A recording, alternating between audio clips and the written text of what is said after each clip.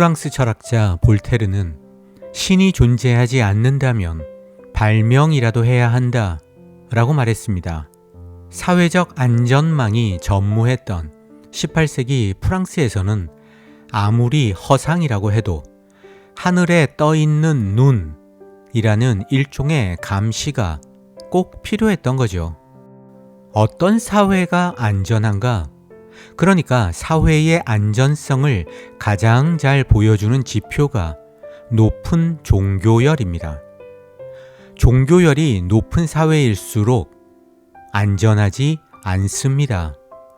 신이 왜 필요합니까? 위험하니까, 불안하니까.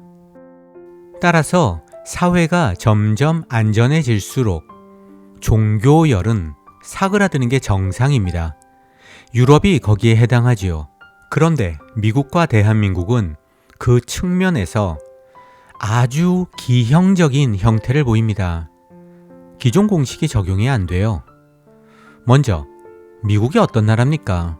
선진국이에요. 그러니까 개념상 가장 안전해야 하고 또 종교열도 낮아야 합니다.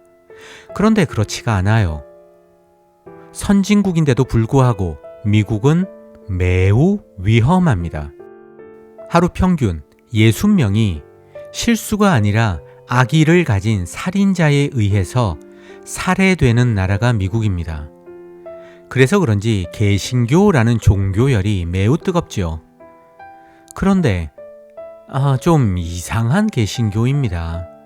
너를 눈동자같이 지키겠다는 야훼가 아니라 총을 믿는 개신교예요. 개신교도일수록 총에 대한 집착은 무섭습니다. 미국에서도 가장 압도적인 개신교의 열기를 자랑하는 곳이 텍사스주입니다. 그런데 집에는 말할 것도 없고 차에도 총 한 자루씩 갖고 다니지 않는 사람이 없는 곳이 텍사스입니다. 교회도 제일 많고 총도 제일 많고. 그럼 우리나라는 어떤가요? 다행히 총은 불법입니다. 그렇지만 폭력성이라는 면에서 총을 능가하는 시한폭탄 빤스와 대한민국을 아예 기독교 국가로 만들겠다는 소년보가 있습니다. 그리고 침묵함으로 그들의 든든한 탄약이 되어주는 대형교회 유명 목사들과 좀비 신자들. 민주주의는 더 허약하고 개신교는 더 변태적인 대한민국.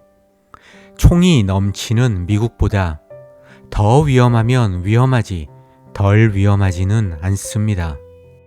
필 주커만이라는 사회학자가 2008년에 쓴 신 없는 사회라는 책이 있습니다.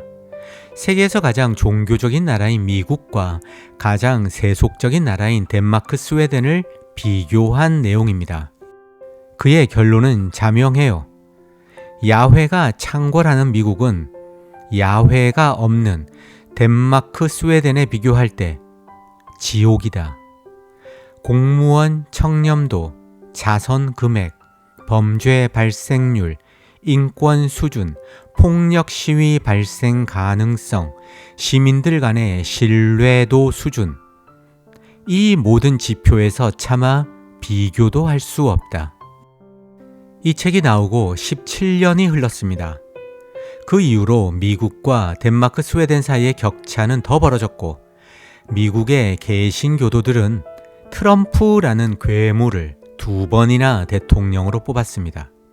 필 주커만은 종교가 그나마 종교의 역할을 하려면 초자연적인 무언가가 되어야 한다고 말합니다.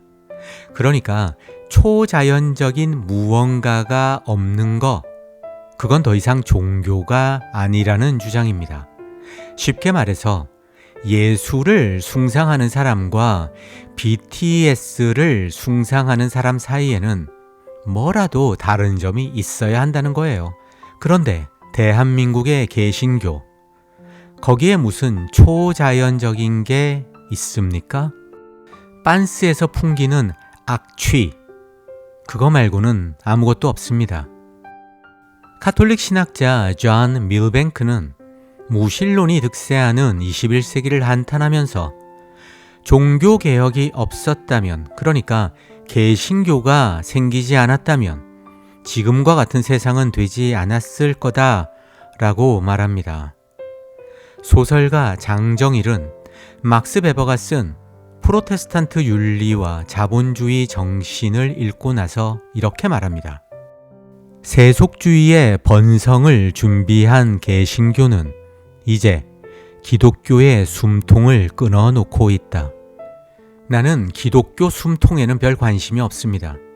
하지만 내가 사랑하는 이 나라가 개신교라는 광기에 의해서 숨통이 끊어질까봐 걱정입니다. 볼테르 시대에만 해도 사회의 안전 보장을 위해서 요구되었던 신, 그 야훼가 2025년 지금 대한민국을 위협하고 있습니다. 만약에 볼테르가 지금 대한민국에서 산다면 무슨 말을 할까요? 신이 존재한다면 하루라도 빨리 죽여야 한다.